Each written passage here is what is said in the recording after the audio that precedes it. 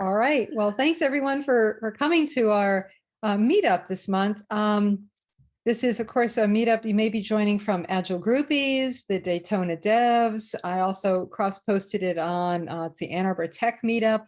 So however you've joined us, thank you for coming. And we're excited to have Doc Norton join us from On Belay Computing, and that is your company. And Doc has been in the Agile field for decades. He's one of the thought leaders, author of multiple books.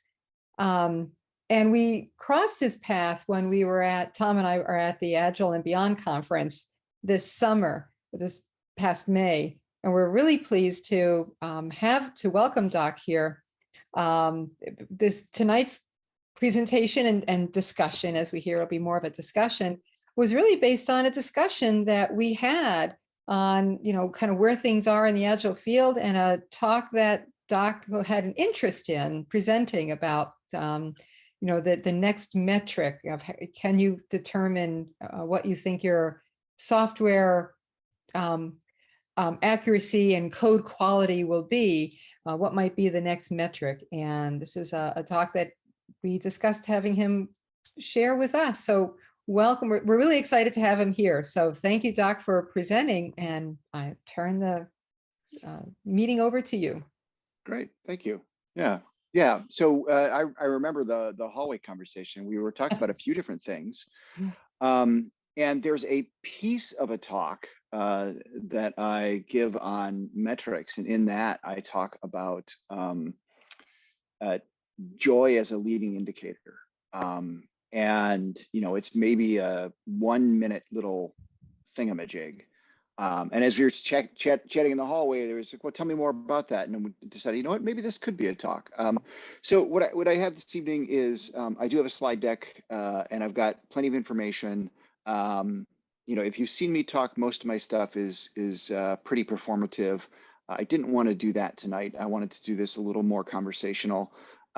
So I'm going to open the deck. We're going to go through it, and when we'll talk about some stuff, feel free to jump in, to ask questions.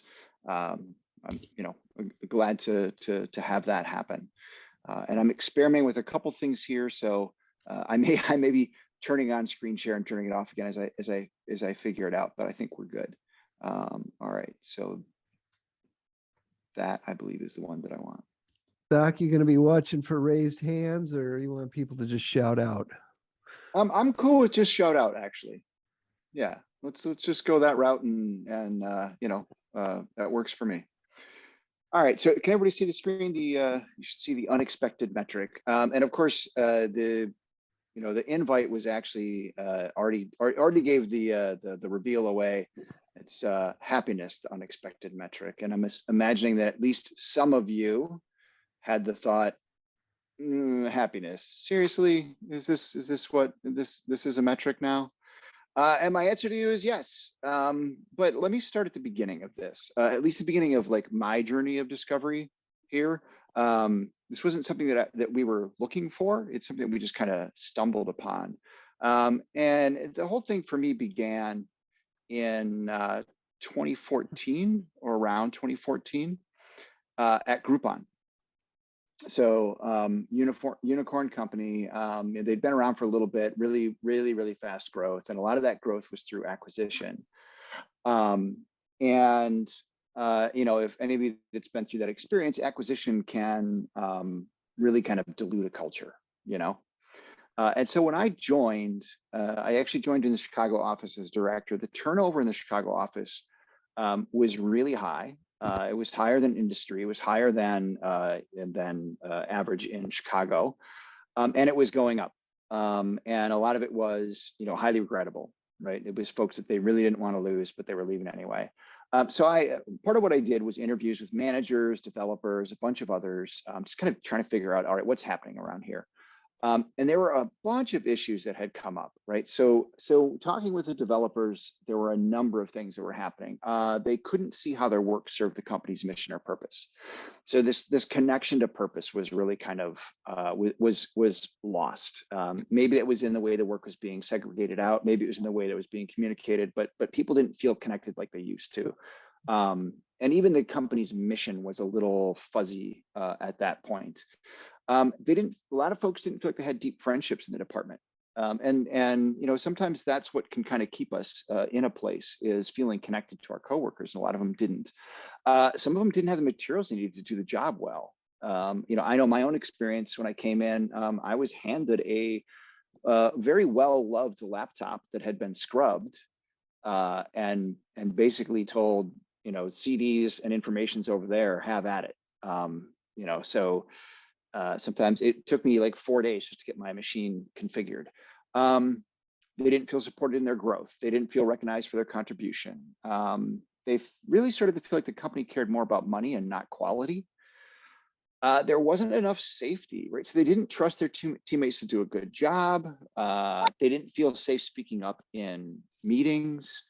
A lot of them didn't feel like they had a say in their day-to-day anymore.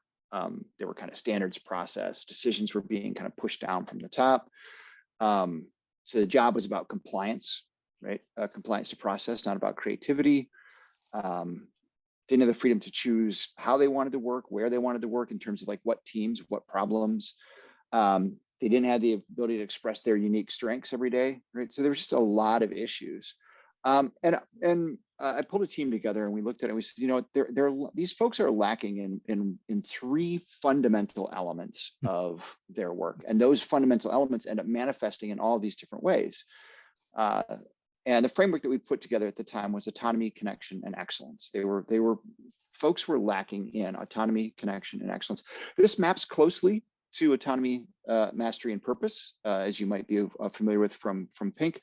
The difference in mastery and purpose and connection and excellence is here we're thinking about how do people operate in a collective and how are they motivated as a group versus how are they motivated as individuals. So there's some different dimensions here, some different aspects to it, but fundamentally very similar. I'm not going to do a whole bunch on it in this presentation, but at this point, this framework is now actually autonomy, connection, excellence, safety, and diversity. So we've added safety and diversity as elements of a high functioning collaborative environment. All right, so we looked at this, we said, okay, they're lacking in this, what are we gonna do? And so we started doing regular surveys and assessments, and we started actually providing reports out that kind of showed how are we doing, right? So we looked at the data in different ways. We made it private at first to just the managers, basically saying, hey, the folks on your team are feeling this way. And by the way, this whole thing was anonymous or anonymized, actually. So we knew that you answered, but we didn't know what your answers were. And if any manager had 3 or fewer that answered, we didn't give them the data because it might have been too easy to reverse engineer. So we gave it to the managers first, just to basically say, hey, this is what's happening. Then we started to open it up to the teams. So the individuals on the managers' teams could also see what was happening. Then up the stack to bosses, then across to peers. And then eventually we opened it to the whole organization. So anyone could see what was happening on any one of the teams. But we didn't just give them the data. That would have been, you know, a little brutal, perhaps. We also provided them a bunch of different resources and supporting materials. So if a manager got a report that basically said, hey, you know what, your team is low on autonomy, folks don't feel like they have the opportunity to do their best every day. Here are some resources about why that's important. Here's some information about how you might be able to foster autonomy on your team. Here's some leading practices, et cetera. So trying to give them, you know, support throughout that. And it went well. We you know, I don't know if you can see the trending in the lower right-hand corner there, but, you know, things started trending up and kind of in the right direction. And, you know, as an outcome, attrition was starting to go down. The discussions we were having with engineers and people in the organization, you know, we're getting better. And we started to see correlations that we weren't necessarily expecting. So there were these correlations between like employee satisfaction and other metrics. All right. So for example, throughput and code quality, even mean time to recover. They were all more favorable for teams that had higher employee satisfaction on them, which was pretty cool, right? So we were seeing increases in satisfaction. We were seeing improvements in retention. We were seeing improvements in the quality of our code, improvements in the quality of the solutions. And as we were, we did this for many, many months, and we started to notice that there were some specific questions on the survey that seemed to line up to code quality metrics. So things about like, do they have the materials they need to do their job well? The feeling that the company cared about money versus quality. The questions around like trusting teammates to do a good job. So questions that seem to be related to how they felt about quality correlated with the actual quality of the code on those teams. And that led us to a question. We started to wonder, well, what about the source code? Right, so does the quality of the source code impact employee satisfaction, or does the employee satisfaction impact source code quality? Or is this something of a cycle, right? Oh. So I hear some comments. What are thoughts there? Is it, do you think it's, which one's the chicken, which one's the egg? I'm guessing it's a leading indicator of code quality. That employee satisfaction is a leading indicator of code quality. Yeah. I would think it could go either way, actually. Yeah, I'm gonna go. That it could go either way. Right? So they kind of maybe they are correlated, but neither one of them necessarily leads the other, right? Good source code could lead to satisfied employees could lead to good source code. Let's dive into that a little bit. So we've all probably seen this joke, right? It's been around forever, and it's kind of funny because it's kind of true, right? The question kind of being, does being in bad code all day impact the developer's mood? And does the developer's mood then impact their performance in the code? So how do you know? How do you figure this out? We already had the quality metrics around the code. So we were looking at things like cyclomatic complexity, and we were looking at coverage, and we were looking at adherence to certain standards. And I don't care about like, is your curly bracket on the right line? I'm talking about, do you have certain types of smells in the code and that sort of stuff, right? So we already had that. And so what ended up happening, we were using, I think, GitHub Enterprise or some, internal private version of GitHub, but regardless, it was, compatible. And so someone wrote a pretty simple GitHub extension that worked on check-in. And this started with like 1 or 2 teams. And what they were doing was they were basically rating their opinion of the code at check-in. And then we were just keeping track of that. And then we were looking to see, does this inform us about anything? So basically, commit message had to contain a quality rating in the format of, a hyphen, some number hyphen. And the rating scale was roughly 0 is terrible quality on up to 5 is excellent quality. Sometimes 0 was, I hate this code, why do I work here? And 5 was, this is awesome, we should open source it. But you get the idea, right? It was just sort of a relatively loose scale, right? It's ordinal, it's not cardinal. These values are not, whatever, but it gave us some bit of information. This metric ended up getting the nickname Code Joy. So they would just refer to it as the Code Joy metric. And I'm going to show you something just to give you an idea. So Code Joy, jumped right off the screen. That's okay, because I'm going to exit for a second and take you elsewhere.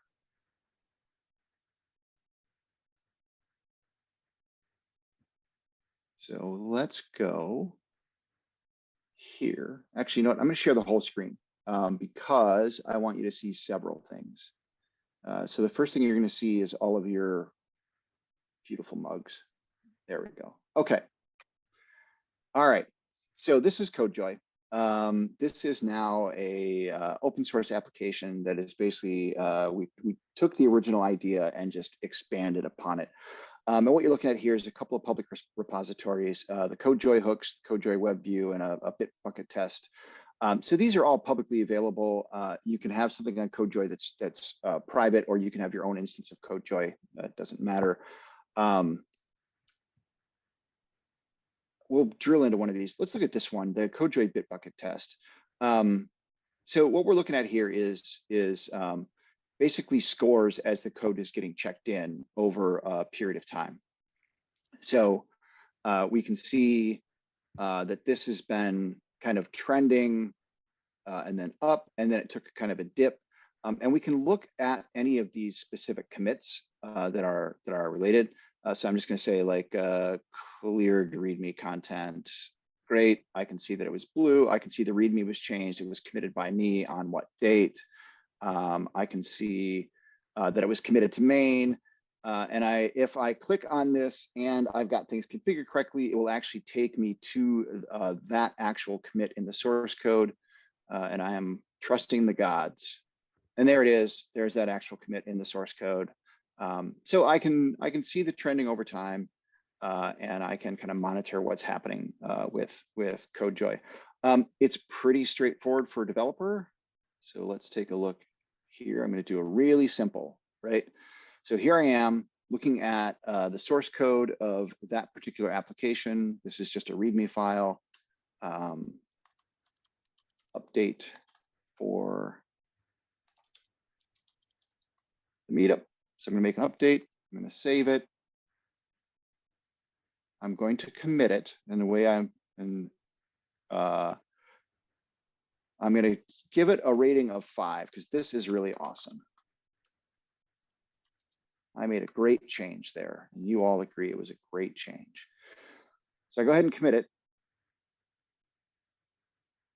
And what the CodeJoy plugin actually does now is it reads that commit message, makes sure that it's got a rating on it, strips the rating off of the commit message, so you don't have all this noise in your source repo, and records that you actually did that. And then I can actually push this change. And I can go back to CodeJoy. And I can now see that there was a commit of a score of 5 that said this is awesome. That's the most recent commit. Right, so we can see the trending over time now, and you can see just how easy it is for developers to actually do this. We wanted it to be something that fit in their flow so that it was super easy for them to do. They weren't filling out yet another survey or anything along those lines. We also tried stuff like Nico boards at the end of the day to see kind of what results were we getting there. And what we found with the CodeJoy effort was that sorry, I want to get this going again.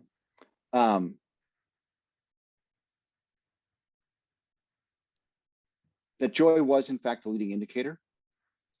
And we really felt like we were getting a better read on what was happening for the developers because we were capturing in real time their sense of what it was like to work on that thing that they just did. So it wasn't like they're working all day and at the end of the day we're like, hey, how was your day?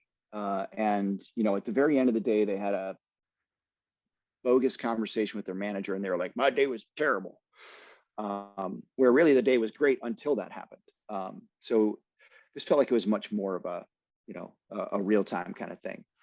And sure enough, right, because it was a bit of a leading indicator, we started to see behaviors with teams where the problem with CodeJoy is if it took a dip, it wasn't any indication of what was wrong, only an indication that something was wrong. So you didn't know if like, oh, is the complexity going up?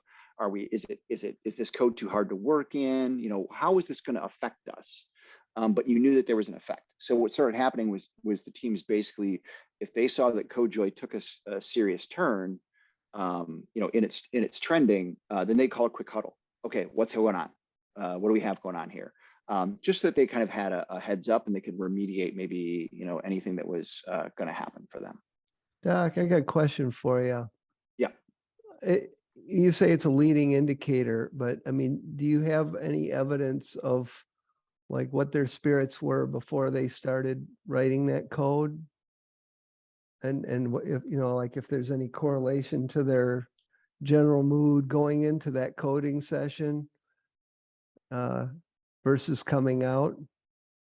So we weren't looking quite that granularly. That I think I get what you're kind of after is like, on a day-to-day basis, people have a certain, affect, right? I might come in a bad mood, and so I'm just going to be in a bad mood. It's got nothing to do with the code.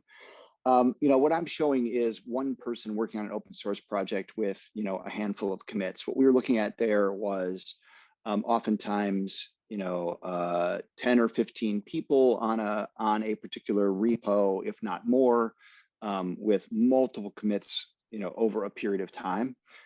So kind of my sense is those individual sensibilities kind of normalized out a little bit, right? If I was having a bad day and my whole day was bad, it didn't mean the whole team on average would bring the trending down. Well, I guess I'm just trying to understand how this answers the question of like, let's say that the mood around the office or on the team, the tension or whatever was going up or down, and that was going on around the actual coding taking place. And to your original question of is code quality a leading or lagging indicator, I mean, it's important, obviously, to measure this because it does speak to the code quality, how people felt about the code, but I don't know Right. how that correlates to other factors that drive joy in the office. I don't. Right. I think I get what you're saying. And it's a complex thing, right? And I'm going to cover a little bit of that as we go forward. Just kind of like what else affects folks. What I can say is that when we saw this take a dip across a team for a day or two, usually within another couple of days or whatever is the reasonable time window, you started to see things like oh, we have an increase in escape defects. Oh, it actually turns out that our cycle time is starting to take a hit. Our complexity is going up. But we didn't know what it was necessarily indicating. Only that it was indicating, hey, you're going to have some challenges. So it's certainly not a perfect science here, right? Say, Doc. Yeah. And Tom, I can correlate it this way. If at the end of a successful refactoring that you've been working on for an afternoon, you're feeling really good, that's going to show up in better quality code.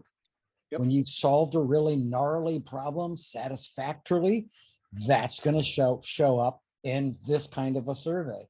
And it correlates and it's leading. Not by much, but it's leading. Yeah. Yeah, and conversely, if I'm in this code and it turns out that like, oh, this thing is so hairy, you know what? I'm just going to add one more if statement so that I can get this done. The odds are, yeah.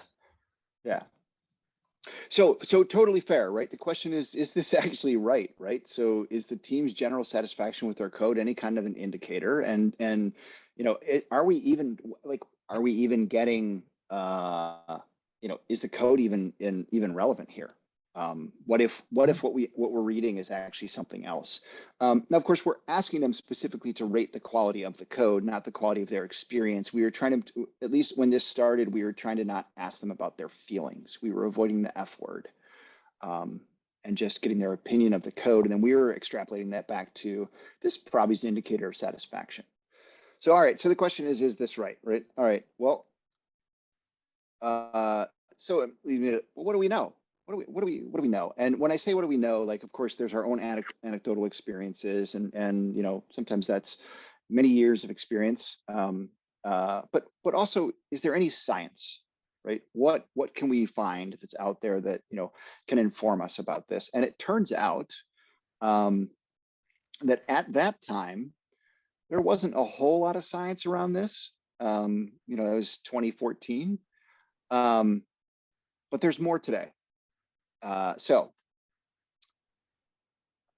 scientific study that actually was performed probably in 2014 and then was submitted in June of 2015 and actually peer accepted and published in August of 2015.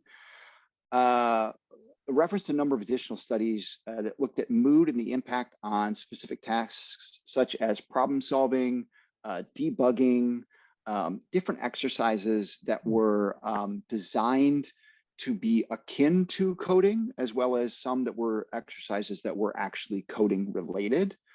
And what they found consistently across these series of studies was that developers with a positive affect produced more output than those with a negative affect. So happier developers are more productive. Now, more productive doesn't necessarily mean that we're doing a better job, right? Like most of us that have been in the field for a while know that, you know, slinging more code doesn't mean you're slinging good code. This study was done in 2013, peer-reviewed, accepted, and published in 2014. This built quite a bit on prior work from Alistair Coburn, Jim Highsmith, and actually pulled in some work from Mihai Csikszentmihalyi, and several others. I name those names because they're ones that we might know. And what they found here was that developers with a positive affect outperformed developers with a negative affect on complex cognitive tasks. One of the studies even was able to kind of quantify this a little bit better. Mildly happy developers outperform mildly unhappy developers on analytical tasks by like 6%, which 6% doesn't sound like a whole lot, but you know, that can compound pretty quickly in the impacts and the effect. If what's happening is you're writing more code, you're writing better code, you're creating a better experience for the other developers, right? So it can, you know, it can move pretty quickly. What else do we know? Again, from science. So this study took a slightly different angle. These folks, now this was actually published after acceptance in March of 2017. So this is a little more recent, a little bit after that whole thing. But what they did was they looked at all the different things that kind of impede or affect the affect of developers that are work related. And the top 3 issues for developers were they don't like being stuck on problem solving, which often happens when the code is hard to understand. They really don't like being under delivery pressure. Surprise, surprise. And the top 3, the third one, bad code makes developers unhappy. So having to work in bad code is one of the top 3 things that actually that genuinely impacts their affect. Changes the way they feel about their work. So I'm going to take a look at that quick.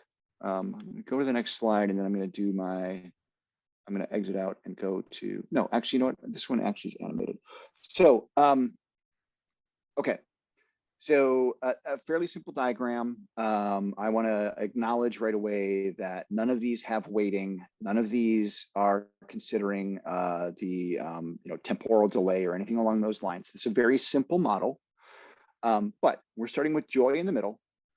And we can see that as joy increases, our productivity goes up and our quality of solution goes up, right? As the quality of solution goes up, so does the quality of our code goes up, right? So our ability to do good solutions means we've got good code, which means that we have less rework.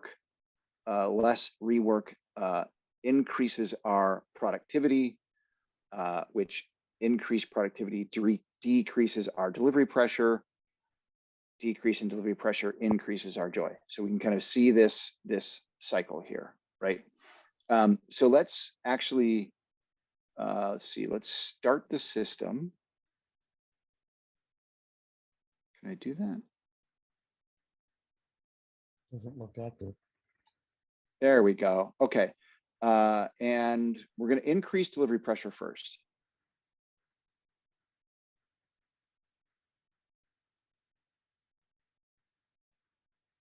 All right, and we can see there's the bad code, lots of rework. Right now, let's decrease the delivery pressure. We can see joy going up, and as joy goes up, we then very quickly see that solutions and code and productivity follow, and now we're in a virtuous cycle. So again, acknowledging relatively simple model, but we're taking all the things that we know from scientific study about developers, their affect, and the impact on code. So I'm gonna pause here. Any thoughts? Is that available so where people can That go and would be play my very tomorrow? question too. This little animation? Yeah, that'd be fun to play with. It'd be Yes, fun to show actually. the So, leadership, right? yeah, so I have, so this is a loopy, which is available. I don't know. I'll get a link to the to folks and make sure that you all have access to it. I'll try and save it. So clearly, this is just a recording of an animation that I'd run, but Loopy allows you to run to set up causal loop diagrams. And then run them as models. And again, it's a very simple tool because it does not take into consideration weighting, right? Temporal considerations, right? Some things take much longer. Although I think you can stretch these arrows and that will take things longer to pass along the path. So you can do that. But anyway, yes, we can do that. All right. So what else? This is all interesting. But what else is at play here? So I'm going to take, it's a bit of a divergence, but it's all on the same topic. And it's interesting and I want to talk about it. So that's where we're going. All right, so what else? Well, I'm glad you asked that question. Thank you very much. There is something else I'd like you to know about. So when we were looking at all this, we also started looking into the impact of happiness on a community. Like what, and basically satisfaction and that, like, we're not concerned with just the individual, we're concerned with the whole collective. And one of the things we're actually concerned about as we were looking at this was there were individuals on the teams that were, for lack of a better label, toxic. But they may be someone who contains a lot of domain knowledge, or for some reason we're keeping them around even though they don't necessarily have the best attitude or they don't have the best interactions with folks on the team. And can that affect the people around them in ways that we might not expect? Could it be that part of the reason the people that interact with an ogre appear to be incompetent is because the ogre is the one making them incompetent? So we're kind of thinking about that, right? And what we found was this comprehensive study that took place over decades. And it was really focused on mostly medical, right? So taking a look at people's diet habits, exercise habits, and other things along those lines. But I just kind of want to walk you through some of this stuff. So this ran from like 1971 to 2003. So it's a 32-year comprehensive study. What we're looking at right here is actually obesity in a social network. And let me see if I can get this started. Believe I can. Yes, you can actually see it moving through the network. So it's kind of clusters, right? And this was folks with a BMI greater than or equal to 30. It's what they were, tracking.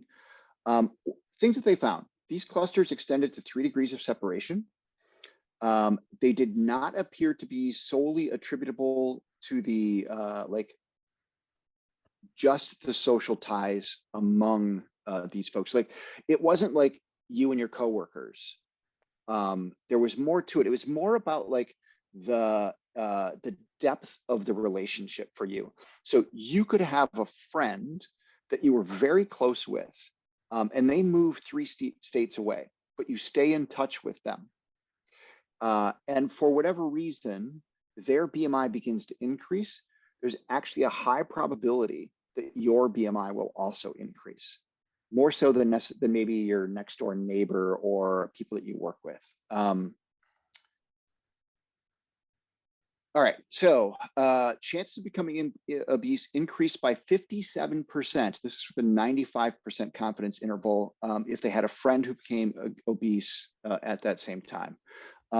Adult siblings, it was around 40%. Between spouses, it was about 37%. Same gender seemed to be a fairly significant factor here for some reason. Like I mentioned, social distance was more of a factor than geographic distance. All right, interesting. So you can actually see this moving through a social network, right? What else? Well, it turns out that smoking had similar results. It's not unidirectional. It turns out that we both affect the network and are affected by it. So the conscious choices that we make to behave in a particular way impact the others around us, those with whom we feel closest, and their conscious choices impact us. So what else moves through, right? So we've got, obesity, smoking. Well, as one might imagine, so does alcohol consumption. Now, these are all kind of, about kind of what we ingest or what we consume. Turns out that so does depression. Yes, depression. So while there's many factors in it, just as there are in alcoholism, nicotine addiction, et cetera, your social network can significantly influence your likelihood to experience depression. Now, this means that emotions and attitudes can also move through a social network, right? Politics, religion, indifference, compassion. Oh, it skipped right over that one. Well, that one was hilarious because it said, well, Doc, this is all quite depressing. Thank you very much. So I want to tell you a brief story about emotional contagion. So Tanzania is a boarding school near Lake Victoria. And this was several years ago. A bunch of kids were out on the playground, and there were 3 girls between the ages of like 12 and 18. They were on the playground, and they started laughing. And it got to be uncontrollable. They actually, like, they could not stop laughing. And you've seen kids like this, right? Like, they can hold their breath for a second or two, and then the next thing you know, they're laughing again, right? But what happened here was that it wasn't just these 3. Over a relatively short period of time, it spread. And soon, the majority of the school had a serious case of the giggles. And they go, okay, fine. They'd go home and it'd all be over. 45 days later, 159 students, so more than half of the school, were so affected by this that the school was forced to close and send the girls home. So the boarding school actually had to close because the student population was overcome with the giggles. So they were returned to their homes and villages. 10 days later, uncontrollable laughter broke out in Nashamba, which is 55 miles away, 217 people affected. Ramashine Middle School was also affected and forced to close. There were 48 children. And another town in June, which was, again, several months later, 2 more schools were forced to close, all because these students had serious case of the giggles. You didn't happen to hear the joke, did you? No. So this is actually one of the most extreme cases on record of epidemic hysteria, which is a form of emotional contagion. It's unusual, of course, and this one was, very extreme. But it lets us know a little bit about how, like, this stuff can actually move through social network, and how you feel does in fact depend on how those around you feel. So it turns out that happiness is one of those things, right? If you move from unhappy to happy, you increase the likelihood of your mutual friends being happy by 63%. And by folks who consider you a friend by 25%. So if you surround yourself with happy people, you are far more likely to be happy yourself. And if you surround yourself with unhappy people, you are far more likely to be unhappy yourself. Now, the good news here is that happiness is more potent than unhappiness. So roughly every 10 happy friends you have, you would need 13 unhappy friends to offset the impact. That's not exactly correct. It really has more to do with kind of how expressive those people are. Our affect is fundamentally a aggregation of our experiences. If you have more positive experiences in a day than you have negative experiences, then your affect tends to be positive. But the extremeness of any of those experiences can offset one another as well. So while it's kind of a, this is expressed in friend count, it really has more to do with how many incidents during a day do you have. So yeah, happiness. Happiness spreads, right?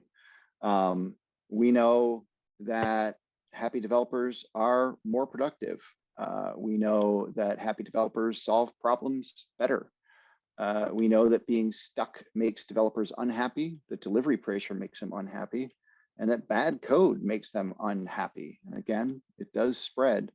And what we're seeing is that happiness is something of a leading indicator. Fascinating. And that is what I have. Particularly the links to the studies, which are in the deck. Is that something that can be shared, Doc? Yes, yeah, I will get that. I will get that to the organizers as soon as I can. Yep, I'll get it. I usually, when I put these things together, have an autoresponder that does, here's all the science, et cetera, et cetera. I didn't get to that. So I will make sure that it is out there, including the links to the stories from Africa to the original studies. I did not have links on the slide to the study around kind of social network, social contagion stuff, but I do have all of that material as well. Outstanding. I now have a backup for when I tell people happy coders make better code, period. Yeah, it's really been interesting to see, in the last handful of years, how much more work is being done around this, not just for developers, but there is a clear distinction in these studies that are being done around, I'll say, knowledge work is really kind of the focus, right? How is the way that we feel affecting our work, and how is our work affecting the way that we feel? So lots of interesting information. So Doc, I know when Rich Sheridan was exploring sort of the joy message at Menlo, he sort of built up on it over time, but he was noticing that the teams doing the extreme programming method and the Menlo way were more joyful. And he began to tell clients about it. He's like, the team's more joyful. And then he would say to the clients, just, I have two teams that you could hire. One is joyful and one isn't. Which one do you want to hire? And then they would always go the joyful one. And then as opposed to him even trying to explain it, he'd just go, why? And it's like they could recognize and volunteer the reasons and insights. Sure. Outstanding. Yeah, a little bit. Maybe we have an instinct around this a little bit, right? We all know how we are when we're not feeling particularly cheerful on a day, and how we perform. So we know how we perform when we're feeling, we're feeling good. And it's great to have data, because as we all know, corporate life has a bizarre way of separating us from what we intuitively know to be true and convincing us that the opposite actions are really going to pay off in the long term. Right. It helps tremendously to actually be able to refer to studies, because people will ultimately say, well, can you back that up? It's like making the argument in favor of mob programming. And Woody Zuhl's got a great reply to that one. He says, can you back up that what you're doing is working for you? Not so much from what I'm seeing. Right. Yeah, they still might not do it even with the data, but they definitely True. won't do it without it. Yeah. So quick poll for opinion, I guess. I've looked at about 50 EM engineering manager job descriptions, and a lot of them have a bullet point that speaks to on-time delivery, using agile processes and everything else. Is that misguided in that case? So I'm not sure I understand the question. So wait, can you ask it again? I'm sorry. Yeah, so in the job description for engineering manager, I've looked at 50 roles, just kind of looking for a new role. And I would say at least half, if not more, have a role description as ensuring on-time delivery. And now we're talking about schedule pressure, and we probably all know that on-time delivery isn't just a function of the engineering team. It's a function of the entire team working on whatever product that is, everything else around it.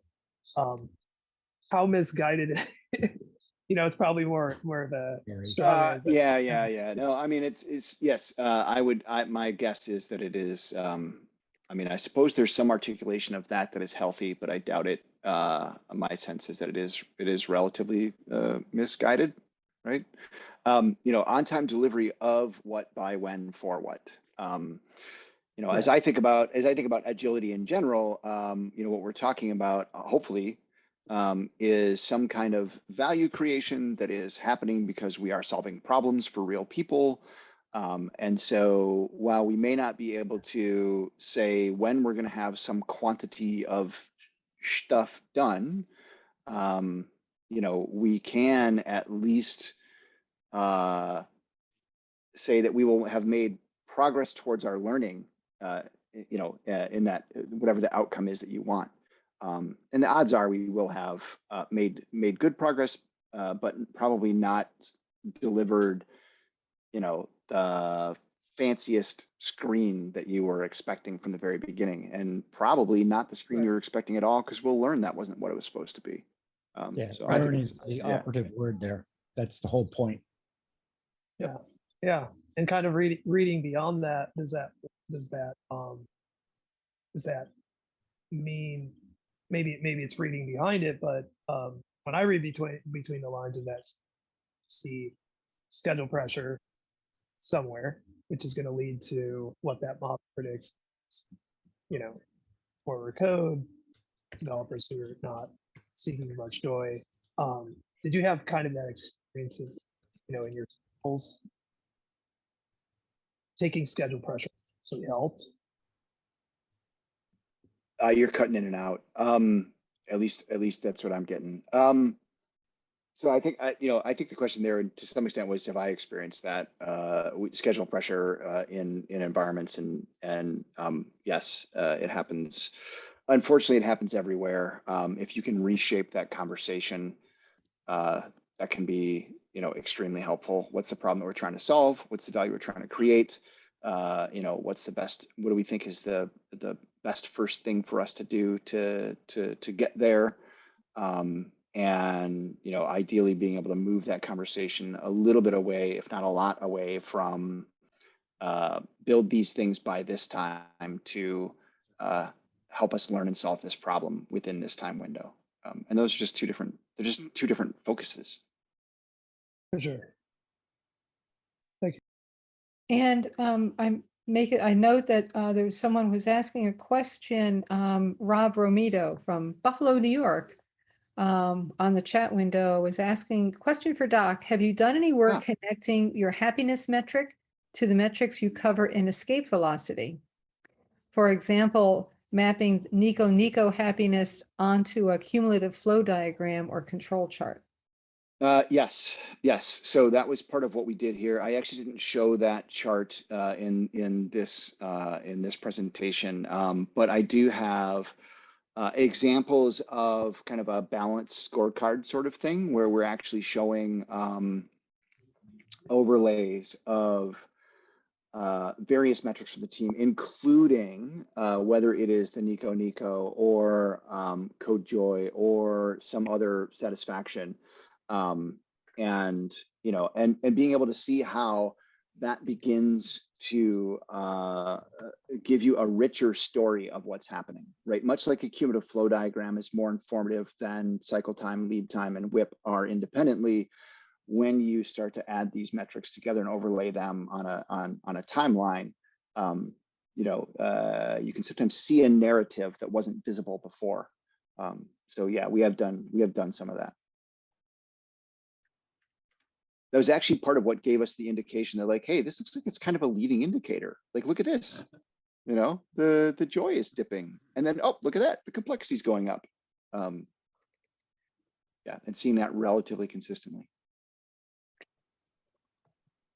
Thank you. And popping into the chat window a link to the University of Michigan's business school has the Center for Positive Organizations department or center. And I put the link into their speaker series because they've got a whole series that their whole purpose is talking about positive organizations and more of the building organizations that help people feel just this way, right? To have a positive outlook and more increasing their joy, their happiness in the job. So I wanted to share that for those who might be looking for links that might be useful for your organization as a whole right there. Fantastic. Yeah, that's good stuff. I'm gonna take a look at it.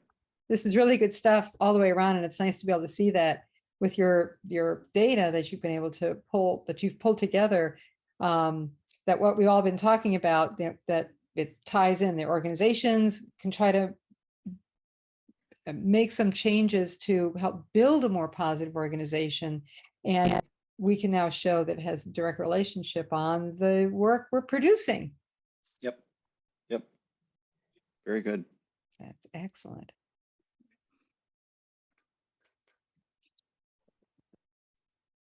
What about the concept in some places?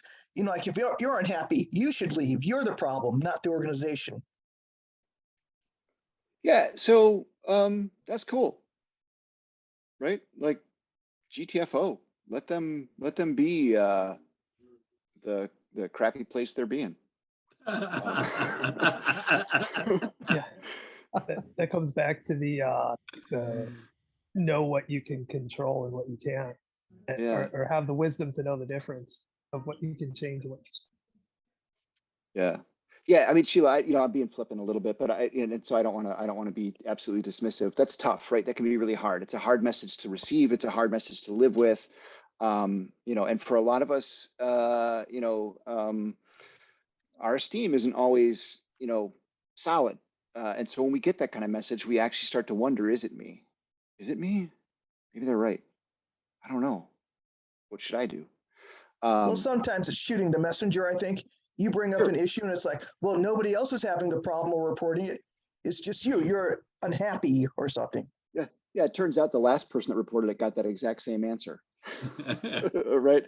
It's no one but you. Well, in a sense, Doc, I think you've demonstrated in part for Sheila an approach to that type of problem, which is to create a survey and to gather the data and to ultimately make that available. You literally have been showing today what you might do in that scenario. Yeah, I'll tell you that was a big thing. Some of the first steps at Groupon was getting employee satisfaction and not getting it on an annual basis in a pulse survey that 3 months later we gave some aggregated. No, this was consistent, regular. We were getting a real-time stream of what was happening for folks, and then putting it right in front of managers. And I had a lot of pushback. I had folks that were like, my people are at, 75% on almost all of these metrics. That looks pretty good to me. And I go, yeah, I understand that. And let me see, let's look at your office here. There's 8 people on that team, right? 75%. That means that 2 of them right now are looking for another job. Oh, yeah. Sometimes 75% isn't good enough, right? Like what can we do here? But it wasn't until we actually had the data, and honestly, it took us a while to find ways to show the data that, and couple it with help, that they were able to actually, respond to it in a positive, productive way. We need to be careful that we weren't, we weren't shaming managers too much. We needed them to feel safe as well. That was part of the slow rollout. But yeah, having that information available was very helpful. And I was fortunate that there was still plenty of ethos there around experimentation and learning. Nice. Yeah.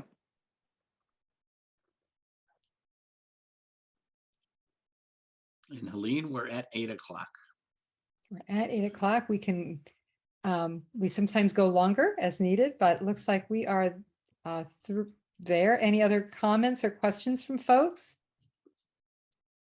I will do a shameless plug for our next meetup that we have in November. It's November 16th, I think it is.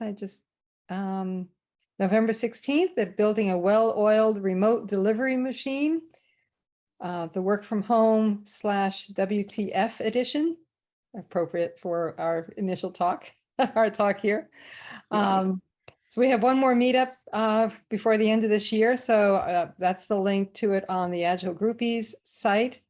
And we are working our way through planning out our coach retreat, our annual coach retreat that is scheduled for Saturday, January, I think it's the 7th, the first Saturday in January.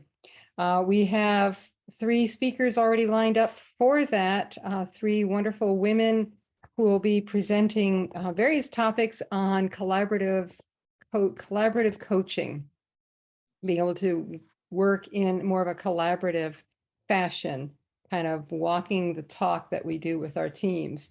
So I don't have details yet on it. I'm just beginning to get all of the various talks put together, but the first Saturday in January, we run from like 9 till like 1 or 1:30, that we've scheduled these retreats, and they're virtual. So you can join from anywhere. We hope to see as many of you that would like to be able to come that can make it. So keep your eyes peeled for the Agile Groupies, that we've got the November meetup and then our January coming up as well, our coach retreat. So that's my shameless plug for upcoming stuff.